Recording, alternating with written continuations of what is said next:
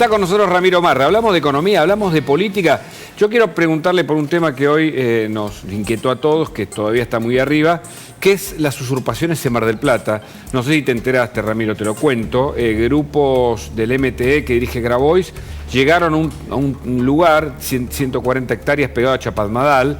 Entraron y los vecinos empezaron a reaccionar, intervino la policía, pero lo sorprendente que nos mostraba Julieta Rumi es que el ente del Estado que regula los terrenos aparentemente les dio una orden para que sean ellos los cuidadores de esas 140 hectáreas. ¿Qué opinas de este dato?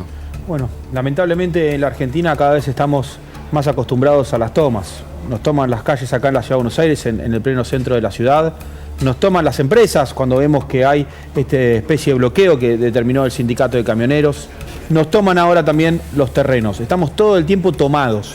O sea, es como que cuando uno sale de su casa, está perdido. ¿La Argentina tomada, dirías? Claro, la Argentina tomada, exactamente. Eso es lo que está pasando y ese es el conflicto que estamos teniendo. Esto es parte de una gestión de 20 años de una dirigencia política que no respeta la propiedad privada. No hay un respeto por lo que tendría que ser de cada uno. O sea, por eso es que uno va por la calle y tiene miedo que le roben el teléfono. Y claro, si tenés una tierra, van y te la toman. O sea, mañana se meten en tu casa, es lo único que falta. O sea, ahora lo hacen en tierras, pero ¿cuál es el próximo paso? ¿Que se metan en nuestras casas? Que lamentablemente a veces hay delincuentes que también lo hacen. Y vos también tuviste un proyecto antipiquete, ¿no? Porque de algún modo, yo no sé si es una toma, pero a mí me impresionó ver a los chicos durmiendo, pasando la noche con sus cabecitas en el cordón de la vereda frente a la campa el otro día.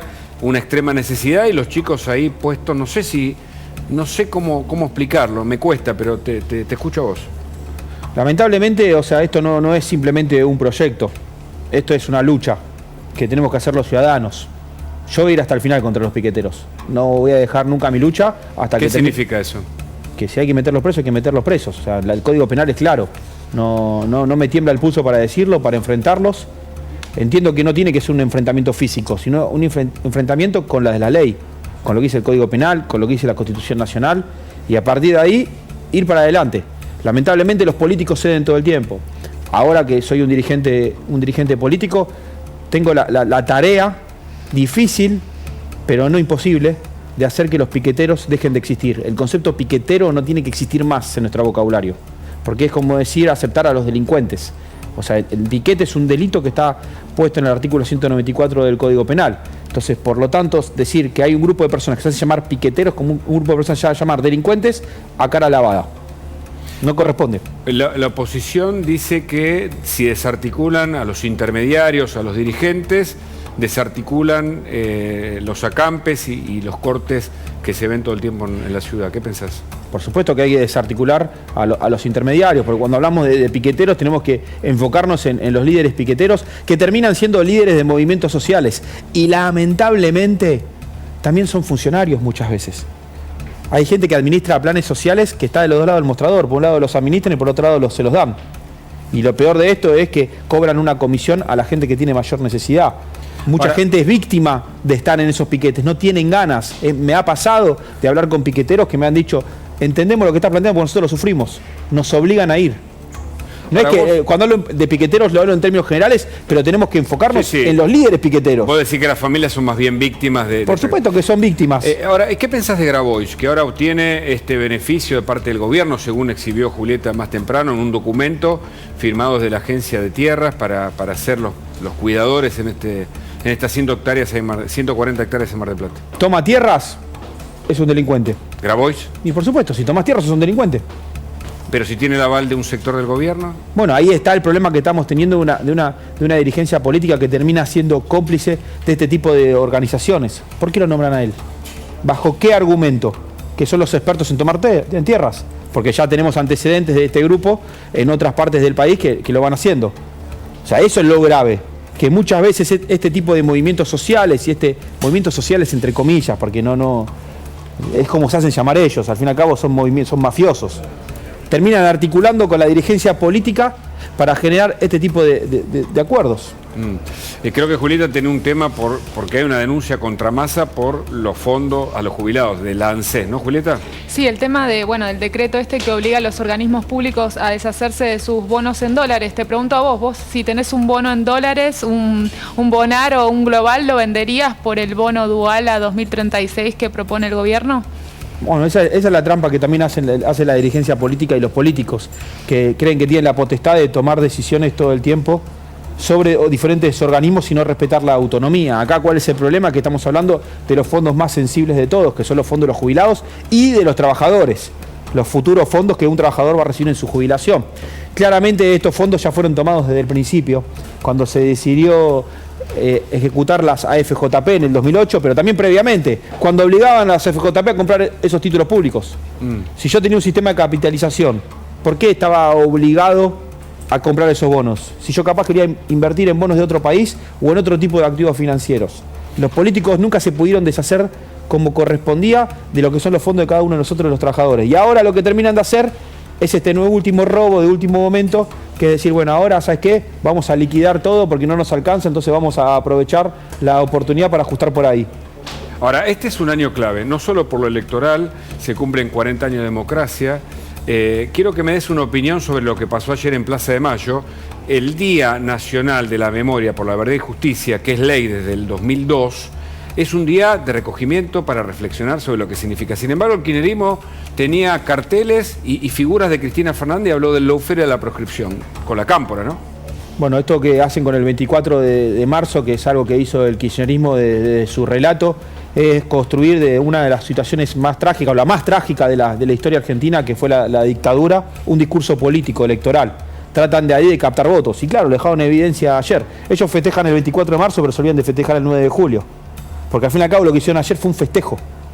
Parece como que es un festejo decir, o sea, lo que pasó el 24 de marzo, cuando tendría que ser un día donde todos tenemos que tratar de recordar todo lo que se hizo mal en la Argentina. No, lo utilizan como herramienta política para ganar votos y poder mantenerse en el poder y seguir festejando este tipo de fechas de manera que a ellos los beneficie y no de manera como correspondería. Ahora, es un año complicado porque arriba de todo la crisis en el frente de todos, entre el propio presidente, la pelea con Massa, con el kirchnerismo más duro, y en la base de la pirámide las usurpaciones, los problemas de los piquetes y los planes platitas que van a empezar a gestionarse, ¿no? Desde las intendencias.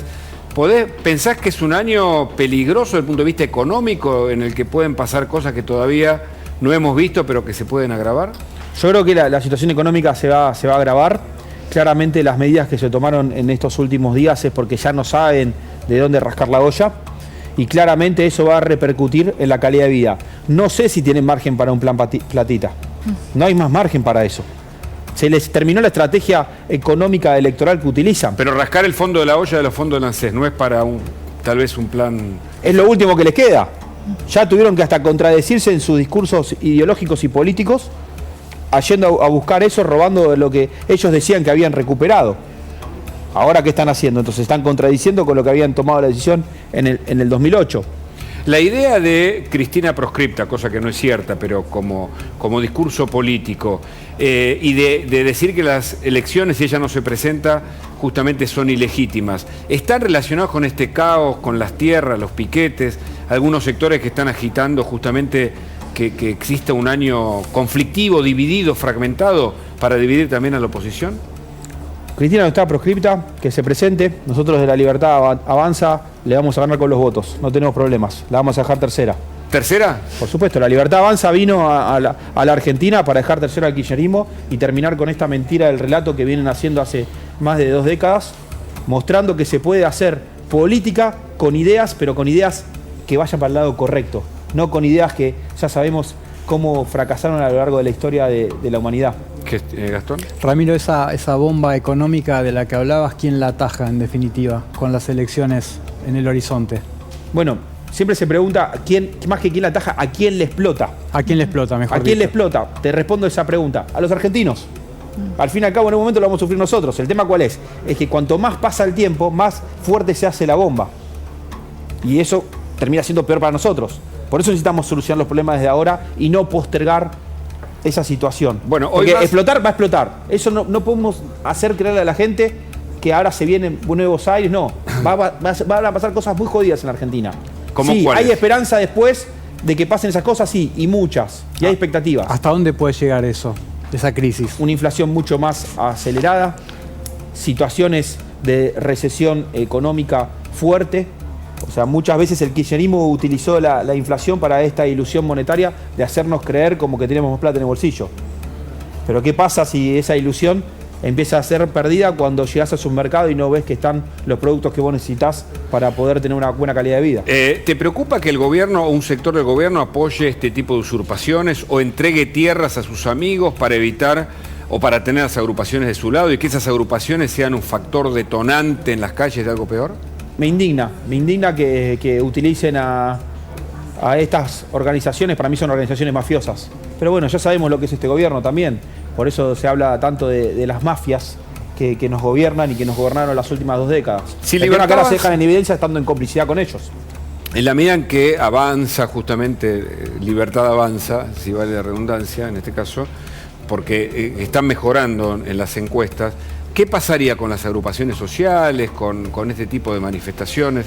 ¿Cómo ustedes se manejarían con ellas? Bueno, en primer lugar, o sea, quiero decir que la libertad avanza más que en términos electorales, que sí lo estamos haciendo y estamos creciendo en un posicionamiento de cambiar el rumbo de la Argentina.